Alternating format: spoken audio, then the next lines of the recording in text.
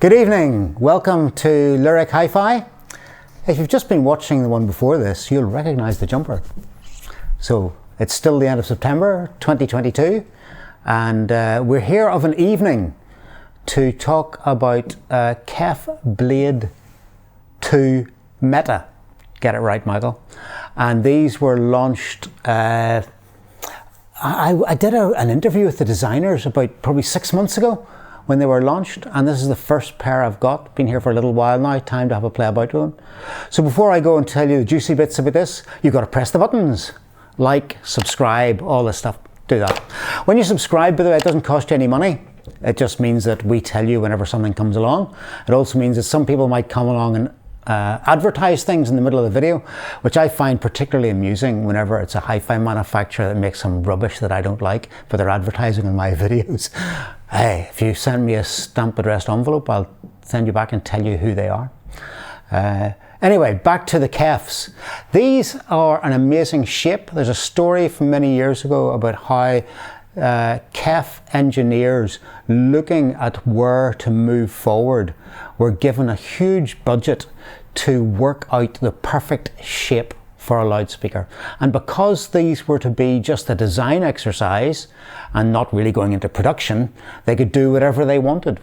And so they wanted something which was curved at the front with their UniQ drive unit. The UniQ drive unit has the treble unit in the middle of the mid-range unit, so you get an even dispersion. And there's a lot of work goes into getting that dispersion even across all frequencies. You can see there's a little thing in the middle of it called a tangerine waveguide. There are ridges on the mid-range part which are to make it stiffer, lighter and stiffer, so that there are no flops in the cone as it moves forward and back. This is the 12th generation of this technology. And that's been developed over the years and improved and refined and refined. It got better and better, new materials, all kinds of things like this. But the shape of the actual, the blade shape of the cabinet was something that to productionize was extremely difficult. But as this was a test mule, and as they were allowed quite a big budget, they got the original cabinets made by a company that made carbon fiber tubs for Formula One cars and for rally cars. So it cost hundreds of thousands of pounds just for that alone. And they built these speakers, and then they wanted to do that in the plan, the base units being opposing, tied together with rods, which gives the entire thing even more strength and rigidity.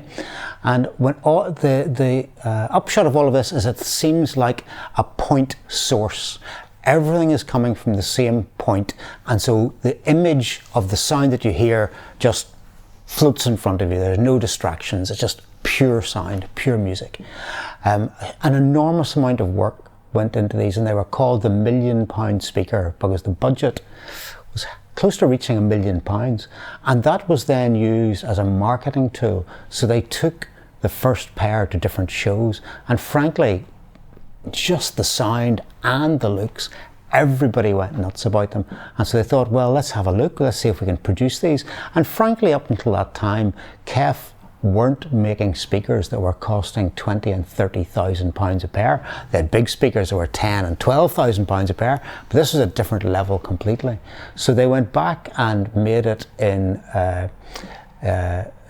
different parts of fiberglass with overlays in different directions to give something that's very, very strong, but not going to cost 350,000 for one cabinet. So the Blade was born as a production speaker, and it was still quite large. It was 60% larger than these, and they're still in production. But there's also Blade 2, which is an exact replica, just taken down by about 25%.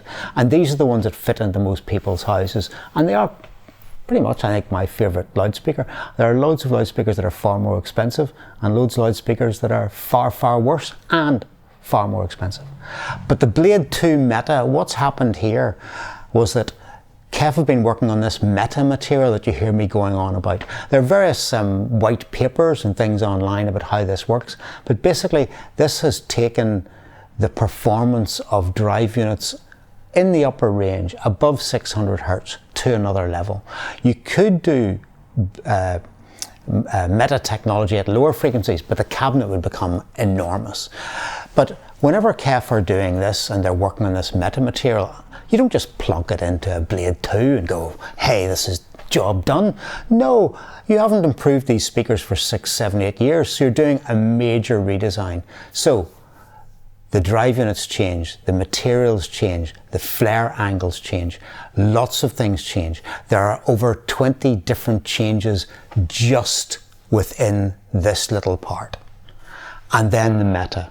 But if this all changes, then, and you've been doing all this work on bass units and roll surrounds, well, you've got to look at that again as well. So on the sides of these drive units, they've changed, they've been improved. And if you do all that, well, actually you could tweak the crossover just a bit here and a bit there to get the roll-offs just right and to change this. So the amount of intense work that went into these came out of other ideas that looked at and other things that researched, but their team of engineers, which is now completely multinational, although a lot of them come out of a very high level engineering and sound engineering course in Southampton University.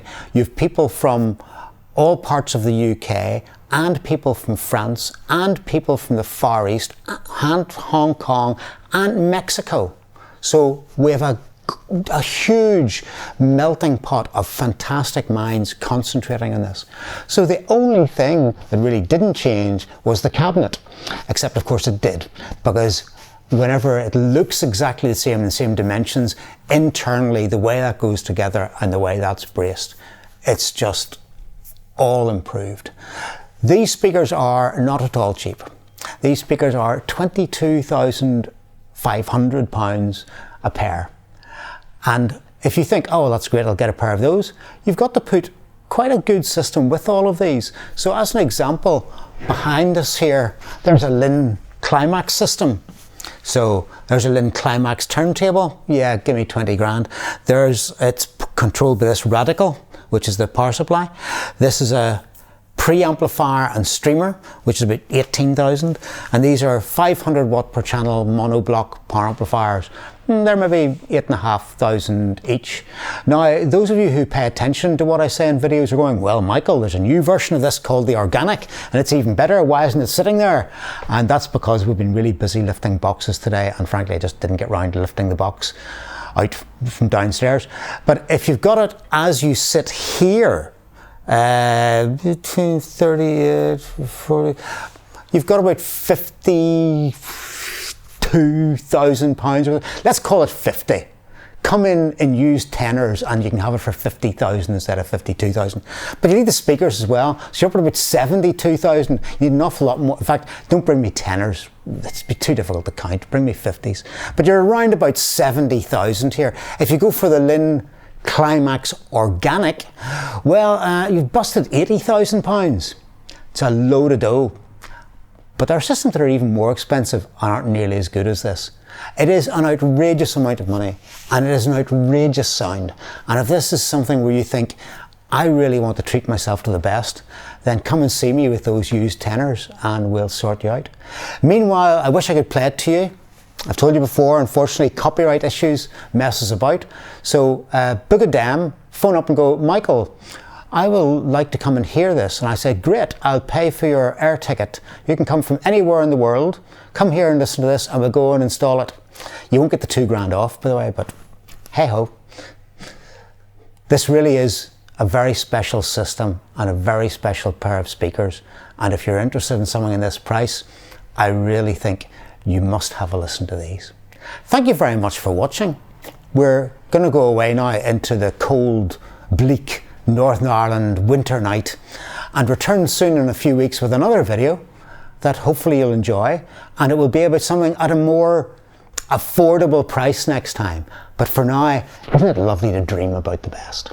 Thank you for watching. See you again soon.